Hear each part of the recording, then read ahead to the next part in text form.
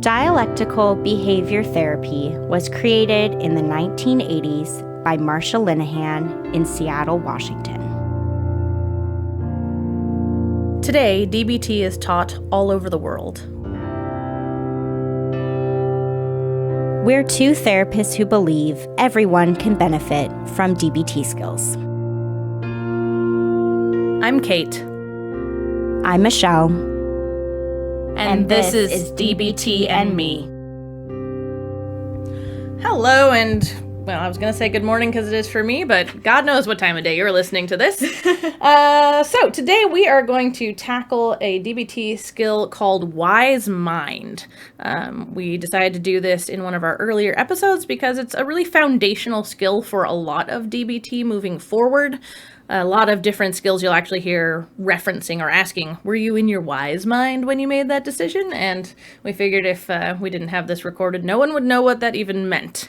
Yeah, when we teach our groups, this is actually the first skill we teach in every single group that we do. It's really important to kind of kick it off with this skill to build from here with everything else. So, what we're missing today is your ability to see us. Normally when we teach this, we have a big whiteboard behind us, and one of us plays Vanna White and writes all this down. So I'm going to have to ask you to picture some stuff with us today. Generally speaking, the image that we use to demonstrate or teach Wise Mind is one of a big old Venn diagram, two large interlocking circles, where the one on the left, we'll say, is reasonable mind, the one on the right is emotion mind, and the overlapping space in the center is where you find your wise mind. So here in a minute or so, Michelle and I are going to go through some words of how we picture or describe or experience those various parts of ourselves, our emotion mind, reasonable mind, and wise mind.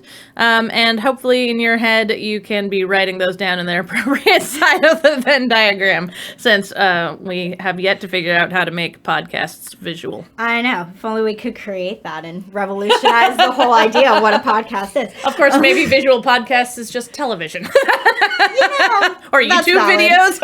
Yeah, exactly. And the whole idea behind the Venn diagram, which is why we use it as a visual to explain this skill of Wise Mind, is because Wise Mind is really this bringing together of the emotional side of us and the reasonable side of us to meet in the middle and find a place where we're balanced with both of those different sides. So like Kate said, we're going to talk about each one, but then we're going to talk about what this Wise Mind thing is actually in the middle of those two circles too.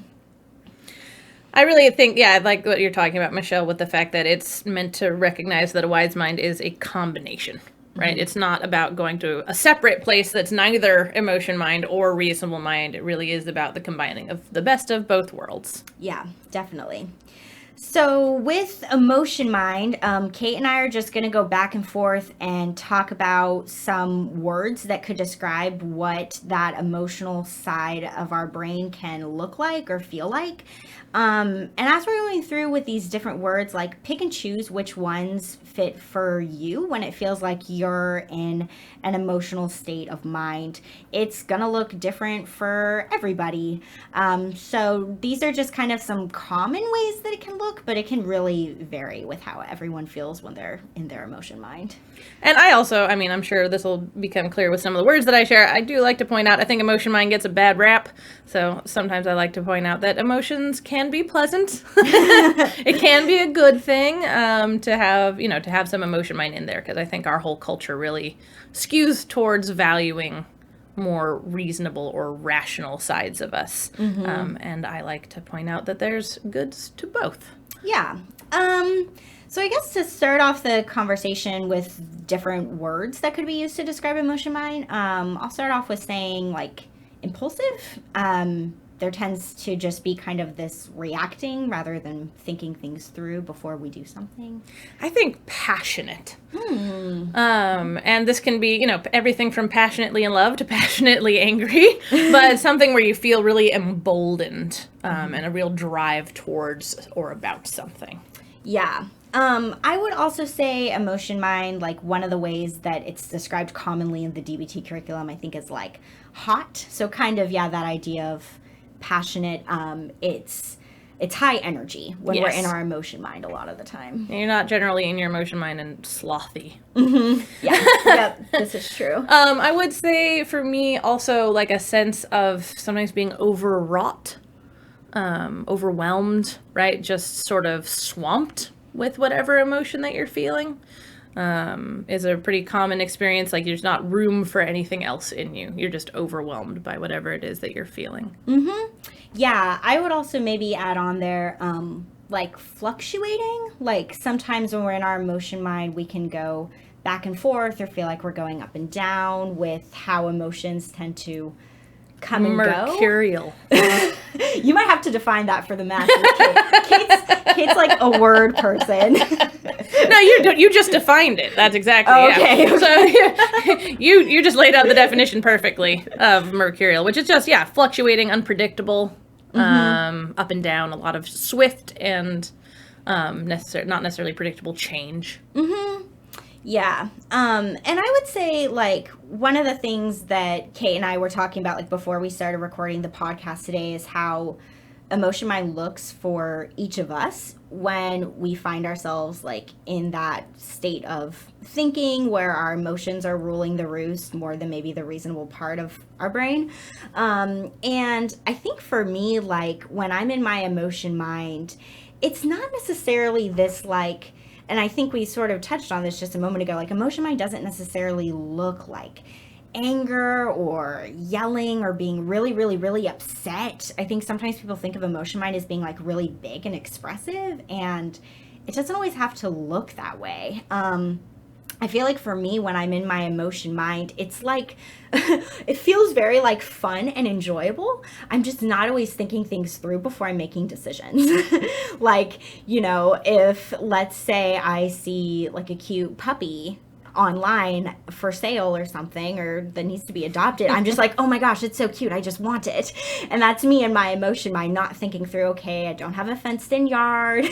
Do I really have the time and energy to take care of a dog? Like for me, it's just kind of like I see something that feels really positive and I just want that thing.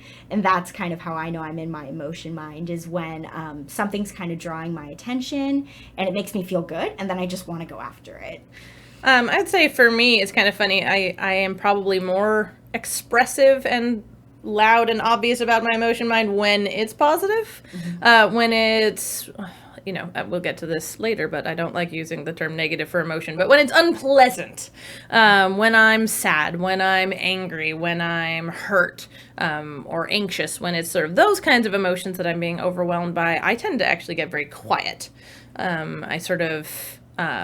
while on the inside it's all full of turmoil and these huge emotional experiences, on the outside I might actually look almost kind of, not literally shrunken, but kind of caved in and small and quiet. So of course, then again, I think we've all had in our lives or in the lives of someone we know, someone who is that sort of quintessential, I don't know, yells at everything, screams when angry, over the top, throws things, stuff that looks almost like a tantrum, right? So it really is going to be unique to each person. Mm-hmm.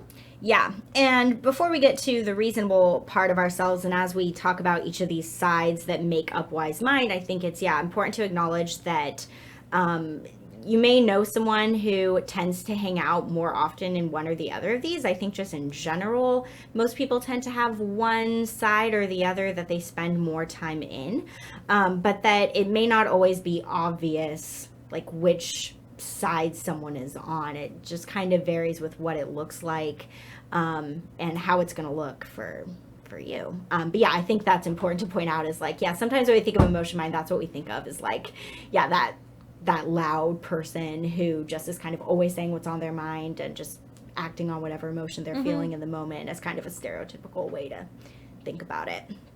Yeah. So moving into our reasonable mind, I used to say in group that reasonable mind was like Spock, but then but you're wrong. But I'm like wrong. Data. It's like Data. Yeah. So that's kind of a fictional character example of reasonable mind?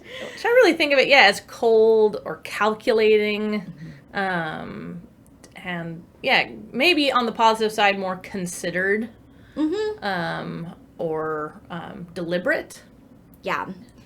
Someone who I think is very analytical, really thinks things through, sees the different sides of things before making a decision, but sometimes almost analytical to the point where they're paralyzed with trying to think things through before they actually take action, and it can get in the way of them actually just living, I guess, in a more free-spirited kind of way, because they're in their head so much. A lack of spontaneity, or just that sort of free enjoyment of things. Also, I think it can have a lot of like criticism or critique, especially of people who are in their emotion mind. Not always, but you do end up, if you have two people on opposite sides of this, sometimes you can get a lot of butting heads. If someone's like, you don't think, and the other person's like, you're cold and unfeeling. Yeah. that can lead to some conflict. Yeah, really, if you're in your reasonable mind to a large degree, it's a detriment, sort of. Yeah, that's a good way to put it. You're just going to be in this place of logic all the time, to where it does get in the way of you actually feeling and noticing what your emotions are, which is why I think using the word cold, like you did, Kate, makes a lot of sense, because someone who's really, really, really entrenched in their reasonable mind is not going to be expressing or showing much emotion. And they may not be aware of their own emotions, but also I think that's the thing where it comes across as unaware of the emotions of other people or uncaring. Is that, though, I mean, to backtrack just slightly, if someone's so wrapped up in their own emotions too, that can make them not notice the emotions of those around them, or be uncaring too. So, a lot of these things can end up in the same place, but from different routes. Yeah, exactly. So in terms of how reasonable mind looks, I mean, Kate and I, again, like before we started recording, we both acknowledged that we feel like for ourselves, we both hang out a little more often in the emotion mind. Or a lot more often. Speak for yourself, Michelle. That's true. I think I said a little, you said a lot. But again, everyone has these two different sides of the way that we can think and view the world. And so even if you don't spend as much time in one, you've still been there a time or two. I was thinking that probably for each of us, different situations bring out one side more than the other. This may not be true for everyone, but especially in certain workplaces, I tend to be more on the reasonable mind side of things. Or, when I'm taking care of another creature of some sort, be it a pet or a child or something, I tend to be a little bit more reasonable, because I'm thinking about, all right, we have to make sure they're fed and make sure they're, housed. I don't know. I think about things a lot more than I might for it's just myself, and then I might be a little bit more fly by the seat of my pants. Yeah, I think for me, because I can be pretty type A, schedule-oriented, busy. Kate, scoffed at me. She knows this about me. For me, I think where I can really get into my reasonable mind is when it comes to scheduling. I can just view, okay, these are the things on my to-do list today. I want to get them done. How can I sort of fit all the different pieces of this puzzle together into what my day's going to look like? And then sometimes I'm being so much in my reasonable mind about it that I don't actually pause to think about how it's going to feel to make myself that busy. And I'm not bringing in my emotion mind to help me make a wise mind decision about how my day's going to look. I can just get very structured, and that's sort of for me how my reasonable mind shows up when I'm in that state of thinking. Speaking about bringing them together, that sounds like a lead into what is wise mind. Let's do it. So yeah, with wise mind, I feel like I could come up with so many words to describe wise mind, but I think my number one go-to word is balanced. Yeah, I think centered or grounded are big ones for me. Yeah. That's just that sense of being, man, I don't know, it's so, but when you just exhale and you just feel like you're present. So I guess that's another word for me about wise mind, is just if you're present and you're centered. And you stole the best word, obviously, which is balanced. Yeah, I love balance. I also think of thoughtful. And just being able to like pause before we do something. I think sometimes when we're too much in emotion mind, we don't pause at all. And sometimes when we're too much in reasonable mind, we pause too much. But being able to just be thoughtful for a moment and not take too much time to think about things, but not take too little time either, to just, take a moment to So like just be pause thoughtful. almost. Yeah, pause. I think that would fit. Trying to think if there's any other. I feel like there's a lot, but also I don't know. Too many words start sounding like synonyms. Yeah, like I also tend to think of like calm and peaceful being words associated with my mind, but I feel like that also is going to really be individual depending on someone's personality. For some people, when you're in your wise mind, you might look very like calm and still and very serene or peaceful. Ooh, but serene. For other people, it might not look like that. But those might be some words that apply as well for how wise mind can look for some people. Can I geek out on another big geeky word? Sure, do it. Quiescent. Okay, define it. It is like that, like calm, serene. Like if you think about like a still pond or something in the quiet morning, that would be a very quiescent kind of morning. Like just quiet and. I mean, also, so, like, it's similar based to, like, acquiesce, so a little bit about, like, not giving in, but surrender a little bit, but not in, like, a weak way, right? Yeah. If that makes sense. So, Yeah, anyway, well- it's a word I like a lot. Yeah, and to build off that, I feel like maybe another word that could work for wise mind is acceptance. Ah, yeah. Like a lot of times I think when we're too much in our emotion mind or our reasonable mind, there are things that we're not looking at or things that we want to ignore or push away. But when we're in a wise mind place, we're really able to accept All of everything it. about the situation. Yeah, and see it in maybe a more, I guess, like pulled back, like wide-eye view instead of honing in on one piece of it. So I'd that just might briefly also like fit to too. acknowledge how much we gesture. Oh yeah, we're gesturing a lot as we're talking, but you guys can't see. It's just how we are. So yeah, I mean, in terms of knowing that you're in your wise mind, this again is going to be really different for each person. So I'm going to talk about like how I know I'm in my wise mind. Kate, you can share a little bit too of what your wise mind looks like when you know you're in it. But then I'll talk about maybe a couple different ideas or suggestions of how to find your wise mind place, because normally when we talk about this topic, as we're going through with our visual Venn diagram with all these different words and suggestions we get from our DBT participants of how they would define each of these two sides, so to speak, and how they would define wise mind. Then the follow-up question typically is, okay, that's cool. I get what this is a little bit. Now, how do I do it, so to speak? Yeah, how do I get there? How do I get into my wise mind and get to that place?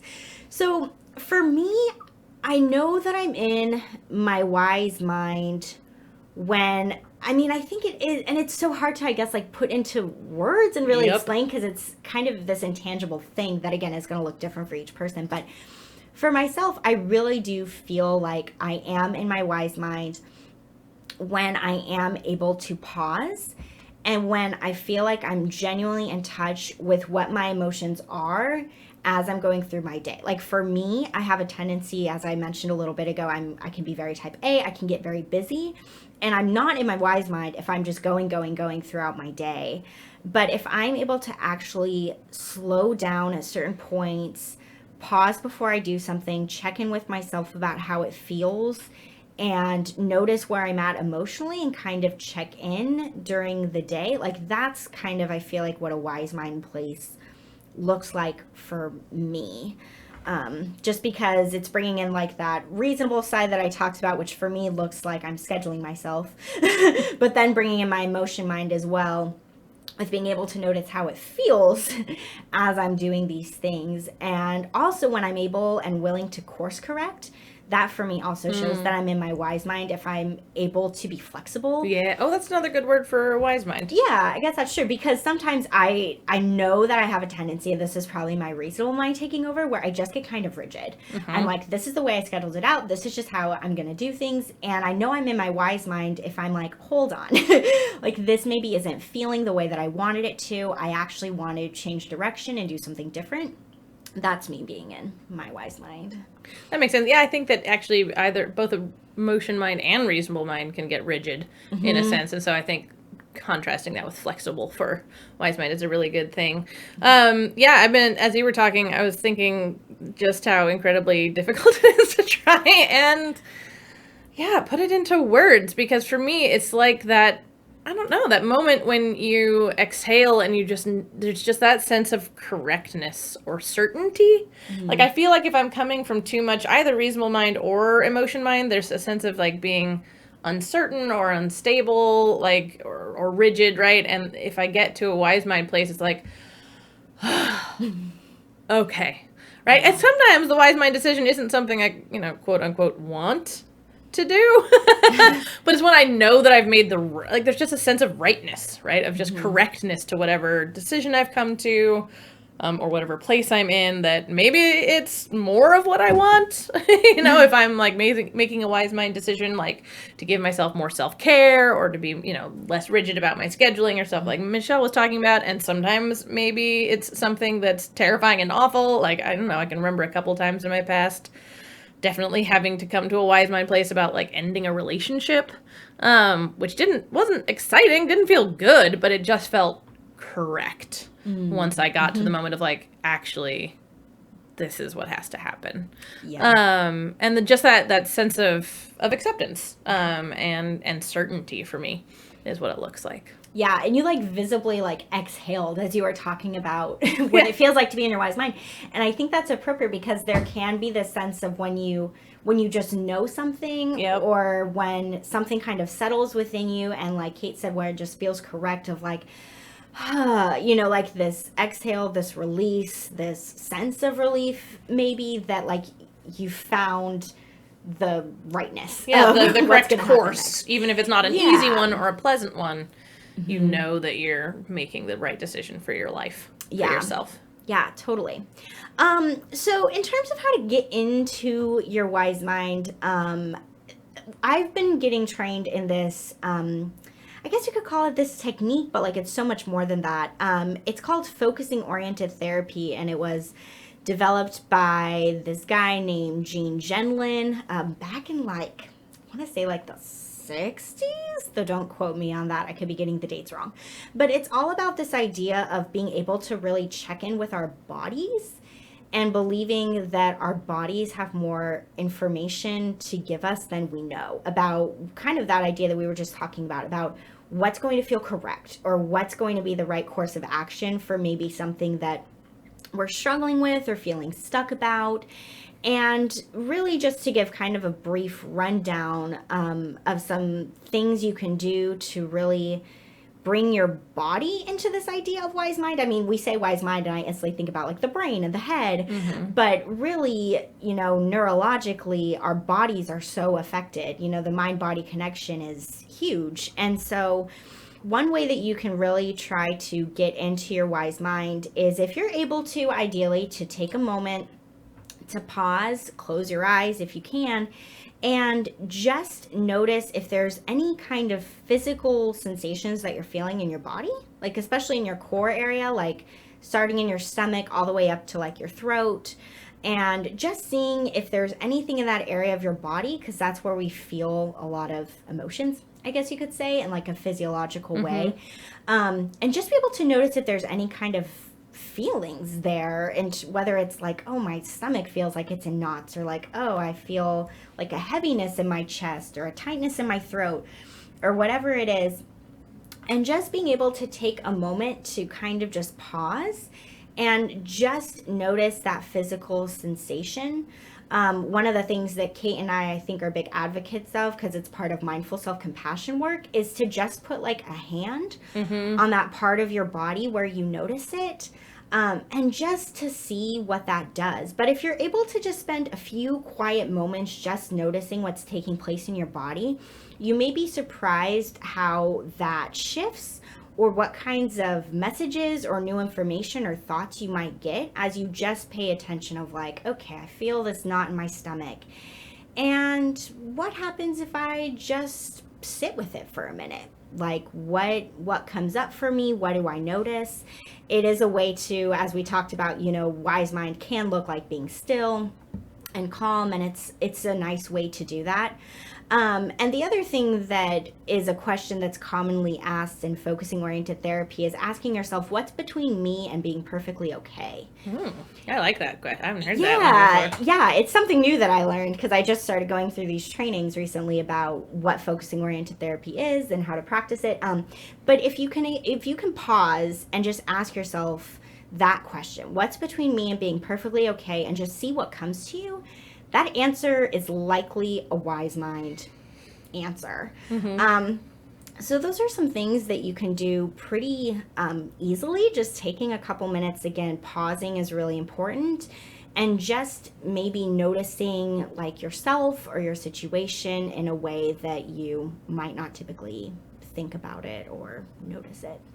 I think another thing that you've talked about in the past and kind of feeds into what we're wanting to tell people to try and do based on today's stuff was like thinking about a time in the past when you're pretty sure you made a wise mind decision.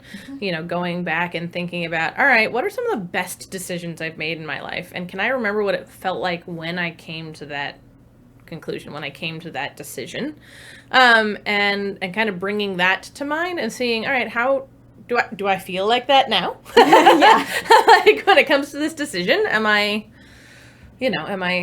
I have that same sense that I did when I made, that other decision in the past that was really right for me, and kind of try and remember what it was like to bring that up and to make that decision, if that makes sense. Yeah. And another thing you can also try too as a way to get into your wise mind, if and we're going to walk you through with a closing moment today that Kate's going to lead, like how you can maybe recall a time like that or get in touch with that for you. Another way to think of it is if you know somebody in your life, either past or present, somebody alive or who has died, but somebody who you once had a relationship with that, as we were going through these wise mind words today, when you think about that idea of what wise mind means or what it looks like for you, maybe somebody who really like embodied those qualities, I guess is one way to put it. And if you can imagine yourself also like maybe like having a conversation with them and taking in what feedback or advice or guidance like they might have to give you, that's another way to sort of access your wise mind in a sense, because of course they're not actually there telling you those words, but it's kind of I don't know. I'm trying to hack. The word. Yeah, it's like a hack. To get around your own sense of uncertainty. Yeah. And that can be like a good starting place of just kind of letting them, in a way, inspire some new, fresh ideas that maybe might take longer or be more difficult to come to on your own, in terms of like, okay, I'm struggling with this situation. How can I make a wise mind choice around it? Oh, well, this person tends to make wise mind choices in their life. Well, what might they do? And would that feel right for me if I tried to maybe take in some of their wisdom or who they are, or that kind of a thing. So, yeah. Nice. So I think that about wraps up most of the teaching for today's episode. So we wanted to leave you with some ideas of ways you might practice this moving forward, put it into action a little bit for yourself. So the first thing is just try and think back and remember a time that you've made a wise mind decision. And yeah, just think back through your life. All right, what are some good decisions that I've made? What were some times where I really balanced the practical while also taking care of my emotional self? And just spend some time recollecting, recognizing that this skill isn't so far out of reach as you might think, because you have pretty much certainly done it before. You just didn't have the vocabulary at the time to recognize it. So take some time and remember. Yeah. And the follow-up to that, as another way that you can practice this week, is that we would encourage you to make an intentional wise mind choice. So actively trying to get into your wise mind and make a balanced decision about something in your life. This does not have to be anything major, to be clear on that. This can be like, I don't know, maybe even trying to eat a little bit healthier, and then you're deciding what to have for lunch, and maybe your gut reaction is like, oh, I'm just gonna go get fast food, but maybe you pause, you're like, wait, hold on, how can I make a wise mind decision here? Maybe I will, go to the store and get something healthier instead, or whatever it may be. So just noticing and trying to make a wise mind choice at least once during the week with something in your life. And just, again, like seeing how that feels to try to pause and get into a more balanced way of making a decision around something. Also, we have a pretty exciting announcement. After last episode, I convinced Kate to officially let us make a Facebook group for the podcast. So all you have to do is go on Facebook and search DBT and Me podcast, and you should be able to find us pretty easily. And yeah, join the Facebook group that we now got going. Basically, during the week, we'll make some posts to remind you to do your homework, give some additional information that might be helpful about learning the skills. And also on the Facebook page, we put links to a bunch of other stuff like our Patreon page and our website, so you can go on and learn more about us. So yeah, go on, join the group, check it out. Nice. All right, so I think we're about ready to do the closing moment. If you're driving, I don't know, don't do this. I feel like we're going to wind up saying that every week. I know, I'm just terrified. Do not operate heavy machinery while closing your eyes and doing a closing moment. But if you're in a place where you're able to, I would invite you to take a moment and the chair's just gonna squeak. It's just gonna squeak. Get comfy. Okay. Make the chair squeak. There it goes. We're in office chairs, and I don't think a non-squeaky office chair is a thing that exists in the world. Nope. So take a second, get into a comfy position. If you're in a place where you're comfortable doing so, I invite you to close your eyes. If you're uncomfortable having your eyes closed for any reason, just find a place to rest your gaze. Kind of let your eyes go out of focus so you're not taking in a lot of information through your sight. And to begin with, just notice your breathing. You don't have to breathe any more deeply or any more slowly than you do naturally. This is just a moment of tuning in. Just checking out, where do you feel your breath the most? Noticing the difference in the temperature of air as you inhale and when you exhale. It's just about letting your breath welcome you into your body right now. Letting it welcome you into the moment.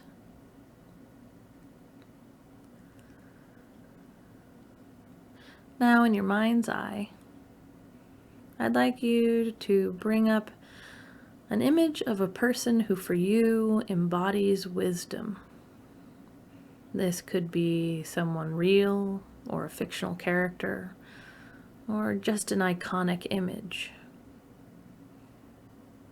If it feels more comfortable or correct to you, this could even be an animal or a totem.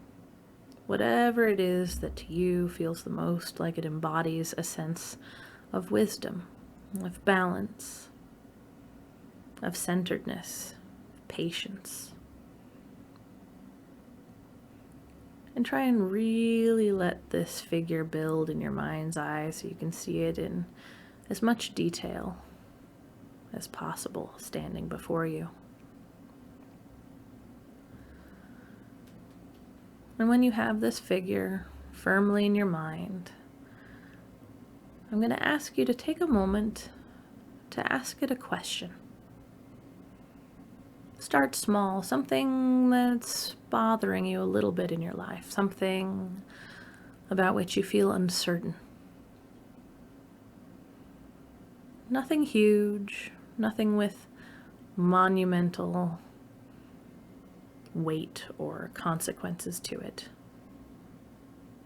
but something that you've been struggling with nonetheless. And ask this figure, what does it think you could do in this situation? How does it think you could answer this question the best? And just take a moment to let the answer come from this figure of wisdom.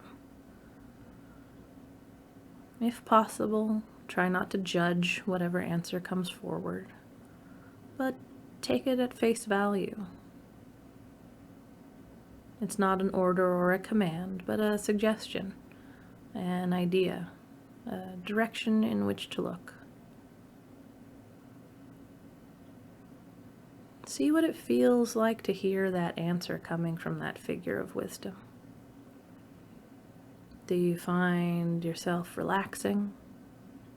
Do you find yourself resisting? No wrong answers, just something worth noticing and tuning into.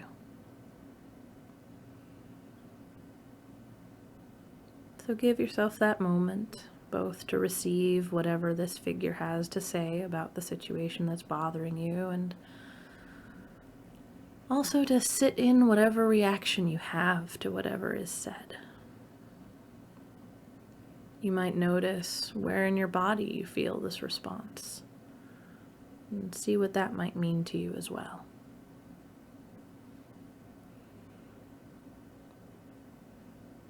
And now, slowly but surely, you can allow the figure to fade from your mind's eye, with the knowledge that you can bring this same figure to mind anytime you need to ask it a question, to seek guidance or inspiration. But for now, we're going to let it slip back away into the darkness of our mind. And we're going to tune back into our breath, come back into our bodies.